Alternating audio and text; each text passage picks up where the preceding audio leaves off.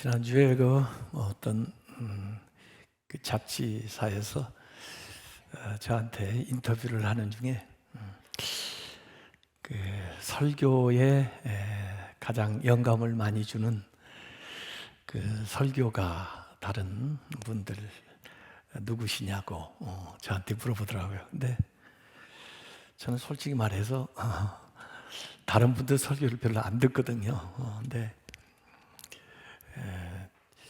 저한테 영감을 주는 사람들은 이렇게 노래하는 사람들입니다. 그래서 저는 토요일에도 설교 일찍 다 써놓고 그 다음에 다 내려놓고 집에 가서 불후의 명곡 듣고 있습니다. 그 사람들은 어떻게 3, 4분 동안에 자기들이 가지고 있는 그 메시지를 또 옛날에 있던 그 곡을 끄집어다가 그렇게 다시 재해석하고 편곡해서 그냥 사람을 감동시키게 그렇게 전달을 하는데 정말 탁월해요. 그래서 곡을 보면서 배우는 거죠. 이미 내용은 준비되어 있고 어떻게 이걸 잘 전달해서 사람들에게 와닿게 할 수 있을까 하는 걸 항상 연주자를 통해서 배우는 거예요. 근데 정말 천재적이에요. 그 지난주에도 이 영상을 저한테 몇 사람이 보내줬습니다. 그래서 들으면서 감동을 받았는데 우리 교회도 올라올 때 항상 그 It's okay 해놨잖아요. 괜찮아. 하나님이 다 알고 계셔. 그랬는데 이 자매도 그 제인 사실 크리스찬이에요. 근데 암이 온몸에 다 번져가지고 생존 확률이 2%랍니다. 근데 이 자매는 그 2%가 어디예요? 0%가 아니잖아요. 저는 얼마든지 그 2%를 100%로 만들 수 있어요. 자기 그 이름을 나이트버드라고 이렇게 바꿨다고 그러는데 모르겠어요. 왜 이름을 이렇게 바꿨나. 그런데 제가 생각할 때는 난 밤에도 노래 부르는 새야. 그런 생각으로 바꿨는지 모르겠습니다. It's okay. 좀 우리 교인도 보니까 요새 암으로 투병하시는 분들이 여러 분 계시더라고요. 힘을 내셨으면 좋겠어요. It's okay. 할 수 있습니다. 이겨낼 수 있습니다. 하나님께서 도와주십니다. 웨슬리 설교를 쭉 보는 중인데요. 오늘 웨슬리가 한 설교 가운데 노예의 영과 양자의 영, 노예의 영에서 양자의 영으로 이렇게 옮겨가라는 메시지일 텐데 노예의 영과 양자의 영 그렇게 제목한 설교 제목을 저는 가져다가 좀 제목을 바꿔서 은혜 아래 있는 자 이렇게 제목을 하고 그 메시지를 여러분에게 그 불후의 명곡처럼 불후의 그 설교를 old 한 것을 new, old new 새롭게 편곡해서 들려드리려고 생각을 하는 거죠. 근데 이분이 본문으로 삼았던 말씀은 8.15, 8.15가 해방절이잖아요. 로마서 8.15 말씀을 본문으로 딱 채택했어요. 그 말씀에는 너희가 다시는 무서워하는 종의 영, 노예의 영을 받지 아니하고 양자의 영, adoption, 양자의 영을 받았으므로 우리가 하나님을 아빠, 아버지라고 부르짖느니라. 요 말씀 한 구절을 딱 채택해서 오늘 말씀을 전하는데 사실 비교적 설교가 길어요. 길었는데 제가 2번을 정독을 했습니다. 그랬더니 아주 간단한 구조로 되어 있어요. 세 가지 우리 인간의 상태를 묘사를 해주고 있습니다. 첫 번째 상태는 자연인 상태, 두 번째 상태는 율법 아래에 있는 자의 상태, 세 번째는 은혜 아래에 있는 자의 상태를 얘기하고 있어요. 그걸 우리가 이제 보면은 다 구분이 돼요. 알 수가 있게 돼 있어요. 그래서 인간은 이 카테고리 안에 세 개 중에 하나에 들어가 있거나 또 조금 걸쳐 있어요. 벗어나고 있어요. 그래야 돼요, 사실은. 그래서 자연인 상태에서 율법 아래에 있는 상태에서 은혜 아래로 가야 돼요. 그게 이제 우리 신앙생활의 패턴이라고 볼 수가 있는 겁니다. 자, 그러면 자연인 상태는 뭔가? 이게 natural man, 이게 육에 속한 아담 안에 있는 거죠. 이제 아담도 오리지널 아담이 아니고 범죄한 다음에 타락한 그 아담의 그 원죄를 가지고 태어나는 그런 사람들이 자연인 상태다 이렇게 볼 수가 있어요. 이들은 육에 속한 삶을 살죠. 이 영이 흐려지거나 캄캄해지거나 잠든 상태에서 발휘를 못해요. 그래서 육만 살아서 활동을 해요. 그게 고린도전서 2장 14절에 이렇게 나옵니다. 육에 속한 사람은 하나님의 성령의 일들을 받지 아니하나니 이는 그것들이 그에게는 어리석게 보이며 또 그는 그것들을 알 수도 없나니 이러한 일은 영적으로 분별되기 때문이다. 영이 살아야 분별이 될 텐데 영이 활동을 안 하고 잠자고 죽어 있는 상태니까 육만 나와요. 이런 사람은 하나님을 두려워하지도 않습니다. 하나님 무서운 줄 몰라요. 왜? 하나님이 없다고 생각하는데 뭐. 그런 하나님 뭐 사랑할 일도 없죠. 그래서 자기의 욕망을 신으로, 자기의 배를 신으로, 이 세상을 신으로, 자기의 실력을 신으로 믿고 사는 자들입니다. 그게 대부분의 세상 사람들의 모습이죠. 그들은 이생의 자랑, 안목의 정욕, 육신의 정욕을 위해서 도모를 합니다. 그래서 영적인 감각은 없고 선악에 대한 구분도 없고 하나님에 대해서도 무식하고 그들의 생각에는 하나님이 전혀 없고 하나님을 알려고 하지도 않죠.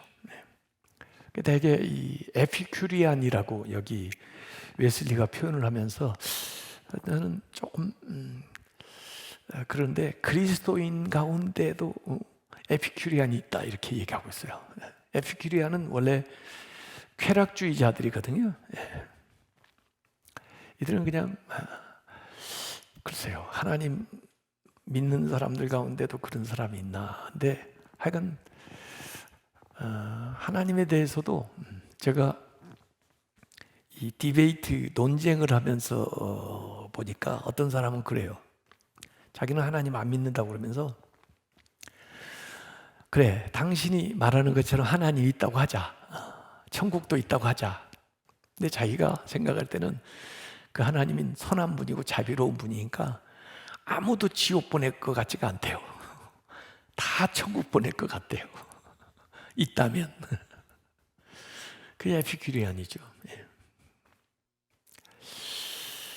그런데 하나님은 그 사랑이시기 때문에 자비로우신 분이기 때문에 우리를 지옥에 보내지 않으시려고 우리에게 준비하신 것이 예수 그리스도를 우리에게 보내셨고 내가 지은 죄를 대신해서 예수 그리스도가 십자가에서 그 죄를 해결하게 하시고 그 은혜를 믿음으로 그 하나님의 그 은혜를 믿는 믿음으로 구원을 받도록 하신 것이 하나님의 선하시고 하나님의 자비로우신 길이에요. 아무 믿음도 없고 하나님에 대한 두려움도 없고 지멋대로 살아가는 자들을 어떻게 구원을 받아요?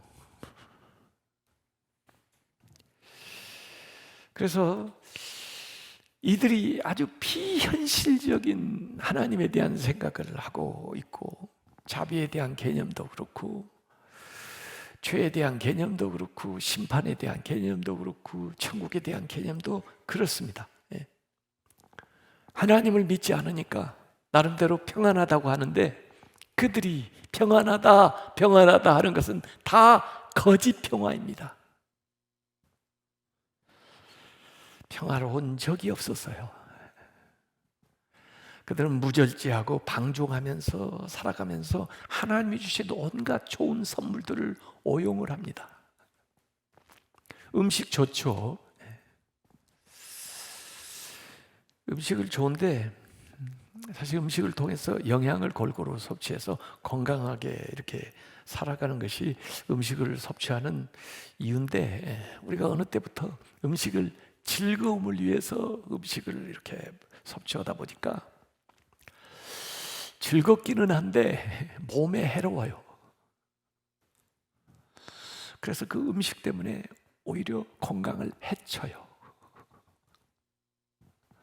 그래서 제가 지난 수요일에 종합검진을 다 해봤어요. 속까지 다 뒤집어 봤어요. 그랬더니 몇 가지 좀 개선을 해야 되겠어요. 우선 체지방을 좀 줄여야 되겠어요. 하여간에 그래서 이 음식 먹는 게 굉장히 중요하구나. 그리고 음식만 먹는 게 중요한 게 아니고 규칙적으로 운동을 좀 해야 되는구나. 이런 것들을 깨닫게 되는 거지. 예? 음식만 그래요? 하나님 우리에게 성이라는 것도 주셨어요. 또 하나님께서 우리에게 오락, 또 뭐 즐거움도 주셨죠. 근데 그것이 적절하게 활용되면서 건강하고 친밀한 인간관계와 삶을 위해서 쓰여진다면 굉장히 귀한 축복인데, 이 모든 것들을 방종함으로써, 절제하지 못함으로써 오히려 이것이 중독이 되고, 이것이 인간성을 말살하고, 이것이 다른 사람을 해치고 다른 사람을 죽이고 위해를 가하는 이런 것들로 쓰여지는 거예요. 이게 세상입니다. 요새 뭐 차별금지법 어느 국회의원이 지금 뭐 발의를 해가지고 뭐 이렇게 돼 있는데요. 들어가서 우리 그 청원하는데 반대해야 됩니다. 근데 저는 인간적으로 차별하는 거 원치 않습니다. 이미 다 보장은 다 돼 있어요. 그런데 그렇다고 해서 방종으로 흘러서는 안 돼요. 전통적인 가정의 개념이 남자 여자가 아니라 여자 남자도 가정이라고 그러면 되겠어요? 그걸 우리 자녀들에게 가르칠 수 있는 것을 권리라고 법적으로 보장을 해놓으면 되겠어요? 세상 일입니다. 세상 사람 일입니다. 언제까지 우리가 이걸 막을 수 있을지는 모르겠어요. 왜? 세상은 그렇게 흘러가기 때문에. 그러나 막을 수 있는 데까지는 막아야죠. 상당히 비관적입니다. 왜냐하면 세상은 그걸 자유라고 생각하거든요. 하나님에 대한 두려움도 없고, 그걸 평안이라고 생각을 해요. 그게 평등이라고 생각을 해요. 그게 자연인들입니다. 웨슬리는 율법 폐기론자들도 바로 그 부류에 속한다 그랬어요. 율법 폐기론자들, 법을 무시하는 거죠. 예. 거추장스러우니까, 예? 또 자기가 지킬 수 없다고 생각하니까. 예. 그래서 또 어떤 사람은 그리스도인 가운데도 그런 사람이 있을 수 있다고 그랬으니까, 내가 예수님 믿으면 됐지 뭐 구약의 율법이 무슨 필요야? 십계명은 뭐라고 필요한 거야? 난 복음을 받았는데, 그렇게 생각하는 사람이 있을지도 몰라요. 그리스도가 우리에게 복음을 주고 십자가를 통해서 구원을 주셨다고 해서 하나님의 말씀이 폐기됐습니까? 하나님의 계명이 폐기됐습니까? 하나님이 우리에게 선악을 분별할 수 있도록 주신 율법을 폐기한 적 있습니까? 예수님 절대로 그런 적 없습니다. 이 자연인들,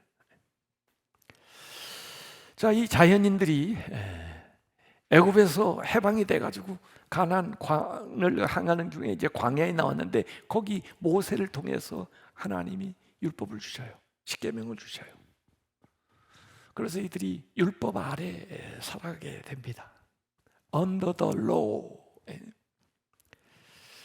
근데 이 율법이 너무 오용되고 또 율법주의자들이 율법을 잘못 가르치는 바람에 사람들이 율법의 종이 되는 것입니다. 그래서 죄는 자각해 주는데, 죄는 가르쳐 주는데, 그래서 자기가 행하는 것이 죄인 줄 아는데 그 죄에서 벗어나지를 못하니까 하나님이 두려운 거예요. 하나님이 계신지도 알겠는데, 그 하나님이 그 법을 주신 것도 알겠는데 그 법을 지키지 못하니까 하나님이 무서운 거예요. 그래서 이 사람들은 두려워하는, 하나님을 두려워하는 삶을 살아갑니다. 제가 이제 이 설교가 방송으로 다 온라인으로 나가니까요, 외부에서 전화가 많이 와요. 저하고 통화하고 싶다고. 그런데 다 통화를 할 수가 없고, 그중에 또 특별한 사정이 있는 분들은 이 기도도 해주는 일이 있으니까 이제 전화를 한번 했더니 저기 어디 강원도에 한 40세 된 청년인데 어려서 부모에게 많이 학대를 받으면서도 그래도 교회가 위안이 되니까 가서 신앙생활하고 자랐는데, 그러나 교회를 나가면서도 너무 하나님이 무서운 거예요. 신앙생활하는데 마음에 평안이 없는 거예요. 왜? 자기가 죄인이라는 게. 그래서 목사님, 제가요 학교 다닐 때 이런 죄를 졌고요, 청년 시절 지나면서 이런 참 안 좋은 일을 했고요, 이렇게 해서 그 죄 때문에 제가 너무 괴로워요. 제가 죽으면 지옥 갈 것 같아가지고 그걸 잠도 못 자겠어요. 그런 사람이에요. 그래서 그 오래 믿었는데 그래요. 그래서 청년, 예수님이 왜 이 세상에 오셨어? 예수님이 이 세상에 오셔서 십자가에 못 박혀 돌아가셨는데 왜 예수님이 십자가에 못 박혀 돌아가셨어? 내 죄 때문에. 그래? 그래. 그러면 예수님이 그 죄를 십자가에서 못 박혀 돌아가심으로 다 용서해 준 걸 믿으셔? 그랬더니 믿는데요. 그래? 그러면 그 예수님 앞에 지금 나한테 얘기하듯이 그 죄를 다 회개를 해서 했다는 거예요. 그러면은 용서 받았지, 뭐이 더 필요해? 하나님 말씀이 이렇게 적혀 있는데 뭘 더 요구해? 내가 기도해 줄게. 그러고는 기도해. 그랬더니 이 친구가 그렇게 울더니, 아유 목사님, 제 평생에 이렇게 기쁜 날 없어요. 그래요. 아니 율법 아래 살아요. 율법 믿는 것 같은데. 바울이 그랬어요. 바울이. 그래서 내가 원하는 일은 왜 하나님 뜻대로 살고 싶은데 그렇게 살지를 못하고 실제 내 삶은 이러냐? 하나님도 알고 법도 아는데 내 삶은 왜 이러냐 이거예요. 그래서 로마서 7장 24절에 보면 오호라 나는 곤고한 사람이로라. 이 사망의 몸에서 누가 나를 건져내랴. 로마서 7장 18절부터 19절에 보면 내 속 곧 내 육신에 선한 것이 거하지 아니하는 줄을 아노니 원하는 것은 내게 있지만은 선을 행하는 것은 없노라. 내가 원하는 바 선을 행하지 아니하고 도리어 원하지 아니하는 바 악을 행하는도다. 율법 아래 있는 상황이에요. 그래서 이 바리새인들, 서기관, 유대 그 유대교가 가르친 것은 하나님도 가르치고 율법도 가르쳤지만은 그 모든 사람들을 그 율법 아래다가 놓아서 신앙생활이, 기쁨의 생활이 못 돼요. 평안함이 없어요. 뭐에 억눌릴 것 같은 두려움의 생활이에요. 하나님 볼까 두려워요. 거기에서 우리가 은혜 안으로 나가야 돼요. On the grace. 로마서 6장 14절에 죄가 너희를 주장하지 못하리니 이제는 너희가 그 율법 아래 있지 아니하고 은혜 아래 있음이라. 그래서 종의 영, 그 율법 아래 살아가는 그 생활에서 양자의 영, 하나님의 자녀로서의 자유로운 평화로운 삶을 살아야 된다는 건데, 이 바울 시대의 그 양자 어답션하는 그게 말이에요. 그 로마의 그 양자 제도를 좀 알아야 돼요. 양자는 내가 양자 들어가고 싶다고 양자 되는 거 아니에요. 나를 양자로 선택해가지고 아들로 법적으로 확실하게 이제 절차를 받게 되면 합법적인 아들이 돼서 그 아들의 권리, 모든 상속권을 다 누리게 되는 거예요. 근데 특별히 그 로마 제국을 이끌어 나가는데 그 황제가 그 황제 세습을 한 적도 있어요. 아들이 이어서 황제가 된 적도 있었는데, 그 로마는 특이하게 이 양자 제도를 통해서 이 황제직을 이어가요. 그러니까 자기 아들이 아니고 살펴봐가지고 탁월한 사람을 선정해가지고 그를 황제가 자기 아들로 양자를 삼는 거예요. 그렇게 해가지고 황제직이 그 양자한테 물려지는 거예요. 그게 실제로 네르바 황제로부터 코모두스 시대까지 이어지는 안토니우스 그 왕조가 그런 식으로 이어졌어요. 네로 황제도 그 클라우디아 황제의 친자식이 아니에요. 양자로 들여가지고 황제를 세우는 거예요, 이게. 그런데 그 양자래도 모든 권한을, 상속권을 다 갖게 되는 거예요. 그러니까 우리가 죄의 종이었었는데, 우리가 율법의 종이었었는데 하나님이 우리를 불쌍히 여시고 또 우리를 귀하게 여기셔서 우리를 어답션한 거예요. 선택한 거예요.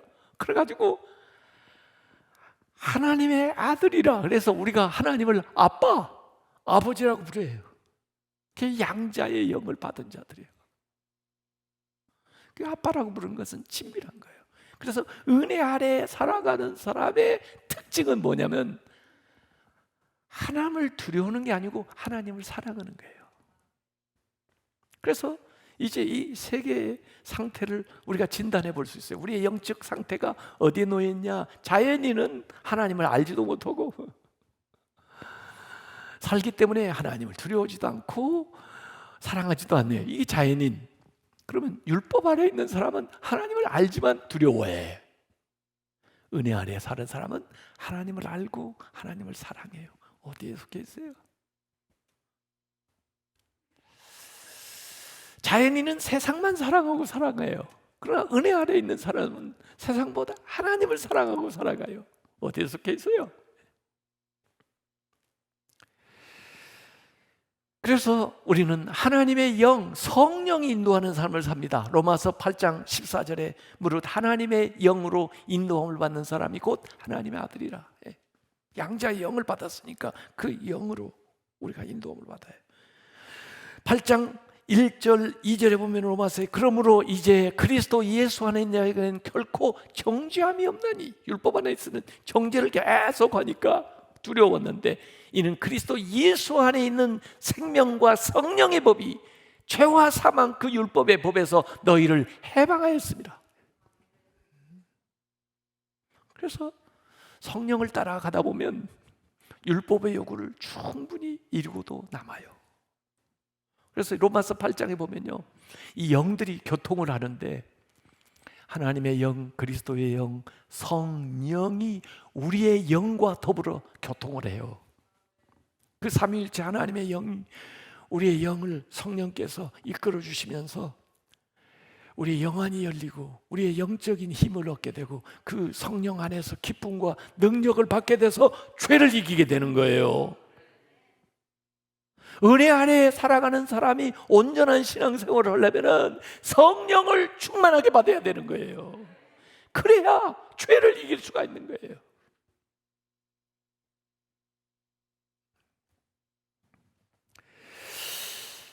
그 주님의 영이 있는 곳에 우리에게 참된 자유가 있고 하나님과의 평화를 누리고 그 다음에 우리 안에 성령께서 역사하십니다. 그래서 분명한 구분을 웨슬리는 우리에게 해주고 있어요. 자연인은 하나님을 두려워하지도 않고 사랑하지도 않는다. 율법 아래 있는 자는 하나님을 두려워하지만은 은혜 아래 있는 사람들은 하나님을 사랑한다. 자연인은 어둠 속을 걷고 있고 율법 아래 있는 자들은 지옥의 불빛만 보고 있지만 은혜 아래에 있는 자들은 하늘의 빛을 보고 살아간다.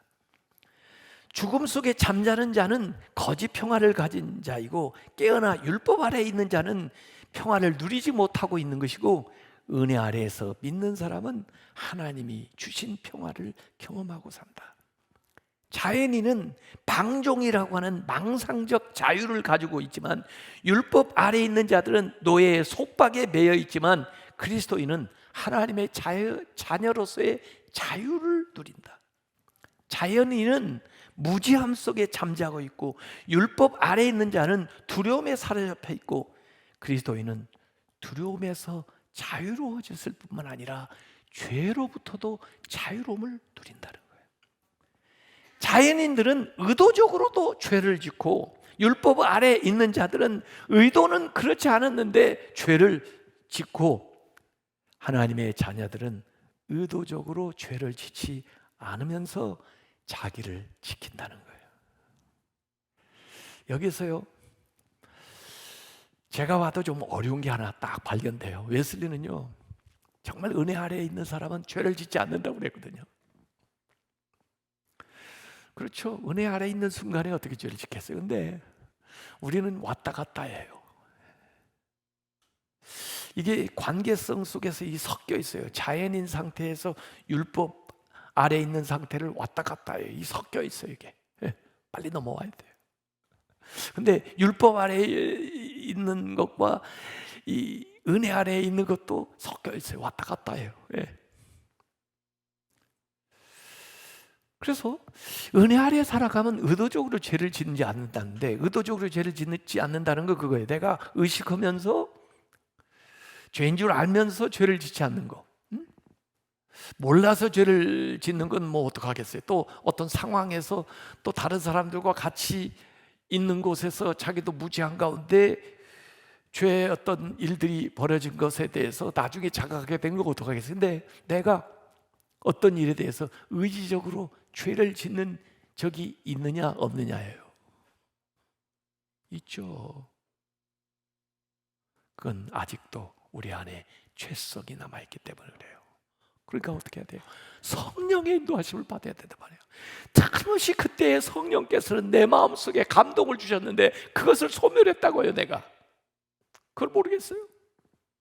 그래서 성령 충만을 받아야 하고 성령의 인도를 받아야 해요. 그것이 우리를 성결한 삶으로 이끌고 우리를 거룩한 삶으로 이끌고 죄와 상관이 없는 삶으로 우리를 이끌어가요. 그게 이전의 믿음 때보다 지금 여러분이 그걸 할 수 있어야 되고 지금보다 앞으로 그러한 삶이 돼야 우리가 성결한 삶이 되는 거예요. 그래서 신앙생활 하면서도 때때로 마음에 두려움이 드는 것은 그 죄.